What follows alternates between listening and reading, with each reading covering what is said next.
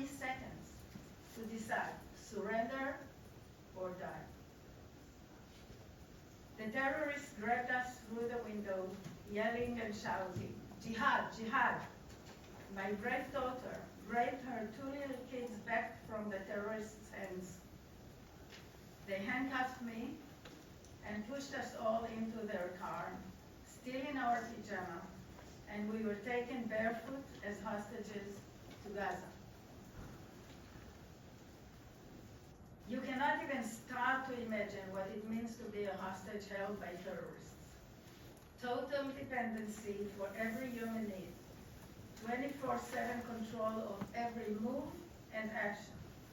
We had to hide and whisper with 2 little kids, Yahel and Nave, knowing that our lives and fates are totally in their hands. I read many books written by Holocaust survivors and used their wisdom to help us survive through these horrifying days. 45 days into the horror, Yahel, 3 years old, told us that the terrorists found us in the safe room because they heard her crying under the bed. Of course, we told her that she's completely wrong. They broke into each and every house in our neighborhood, and they saw our open beds, and the hot chocolate cups in the kitchen were still warm. Only after 50 days, when we were finally released, I learned the horrible and devastating fate of my family. On October 7th, Hamas terrorists murdered my husband, Avshalom. They murdered my younger sister, Lilach, my best friend, and her handicapped husband, together with his caregiver. My house and all my belongings were totally burned. Nothing survived the attack. Hamas murdered 101 civilians only in my kibbutz. Babies, children, women, and men. From my small community, 31 people were kidnapped from a total of 251 civilians in our region. My son-in-law, Tal Shoham, and 132 other hostages are still held in captivity in Gaza. It's already 223 days. This number includes 1 baby, 1 toddler, women, and elderly. 3 weeks after we were released, Yahel only whispered, too afraid to make a noise. She hid from everyone, too afraid to go outside. She wet the bed and had nightmares, too afraid she may be captured again. Their grandfather, my husband, was murdered. Their dad is still in captivity, and they miss and worry about him greatly. Yahel and Nave have experienced a lifetime of trauma, all before the age of 9, and need all the support they can get. Adi, their mother, and my daughter, is psychologically a mess. The thought of her husband, Tal, in captivity is terrifying, but she must be strong for her family. We know firsthand the risk involved in being hostage held by Hamas in Gaza. It is extremely frustrating, and yet she needs to hold her family together. I'm 68, and I experience worrying health issues that I never experienced before captivity. We are all walking on air and cannot heal ourselves until he rejoins our family. Only then we will be able to start coping with the long-term trauma. I come before you today, distinguished delegates, to ensure the safe release of Tal and all the other hostages, to ensure that both the released and the current hostages receive the necessary support from the international community, to ensure that this never happens again. We cannot allow the normalization of this unprecedented form of terrorism, mass hostage-taking of unarmed civilians, women, children, elderly. What you see as our problem today might become a worldwide problem to each and every country in the near future. Our hostages are victims of an enforced disappearance, which the UN General Assembly stated in 2006 is a crime against humanity. And my little grandkids need their father, Tal Shoam, back home now. And as the final note, if you care about the humanitarian situation in Gaza, like me, who dealt with humanitarian aid in all my professional life, use all the leverages and political power and do everything you can to bring all the hostages back home as soon as possible. Only this will enable the rehabilitation of the people in Gaza. Thank you, Ambassador. Her son was kidnapped in Gaza on October 7th. I now give the floor to Ms. Samerano. Dear Madam Ambassador, dear UN members, it has been 223 days since the horror of October 7 has happened. During this time, the support and sympathy for Israel have turned into apathy, even hate. My name is Ayelet Samerano, and I want to tell you what an UNRWA worker did to my son on October 7. But first, I would like to tell you a little bit about Jonathan and his core values as a 21 years old.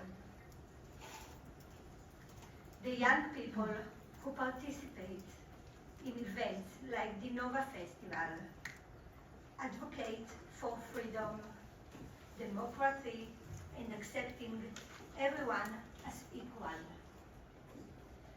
My young son's generation doesn't regard a person through their religion.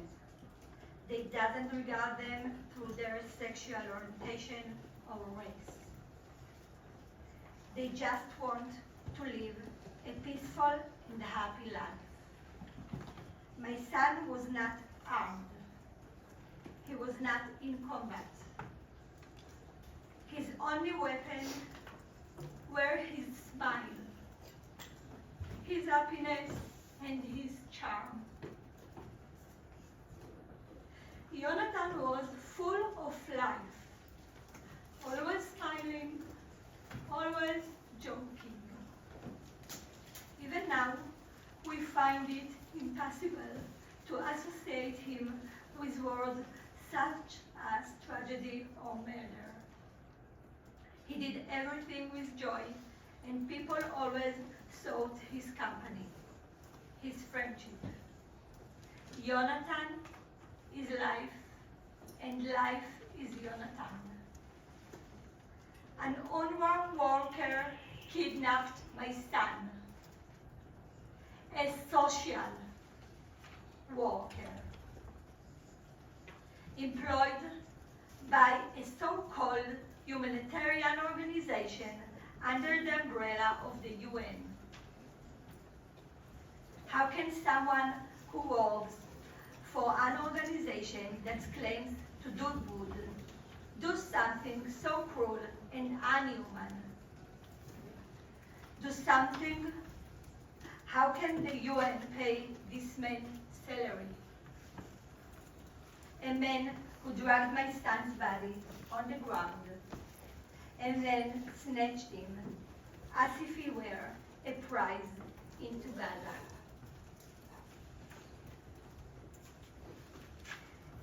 And me, as a mother of my missing Jonathan, saw it on a video movie which that horrible terror organization Hamas published.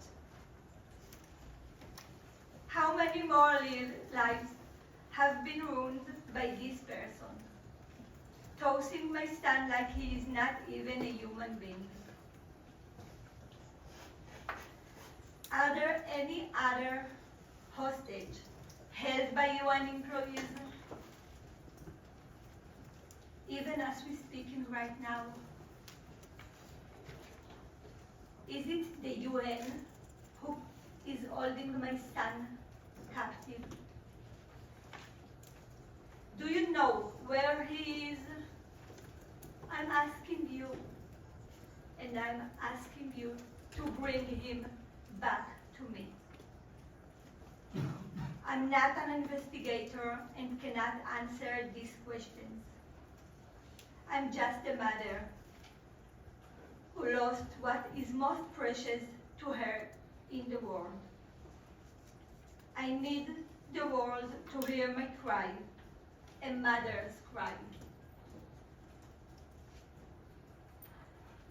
I'm willing to do anything, no matter what it takes, to ask for your involvement.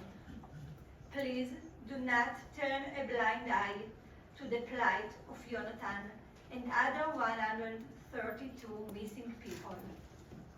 Help me find out what I need to know about my son. I demand that you fulfill the purpose for which you sit here. In 2019, the UN Security Council, adopted resolution 2474, according to which the member states are obligated to return remains and persons reported missing as a trust-building measure and as a precondition for any agreement. You are seeking a ceasefire agreement, and I remind you that you must demand the implementation of this resolution to return the person reported missing before creating the ceasefire agreement you wish for. The world wants to move forward, but none of us can. Because 132 hostages are still held in Gaza. I cannot move on. Every night I scream in silence. Every morning I cry on my way to work. Every bite I take, I think about my son.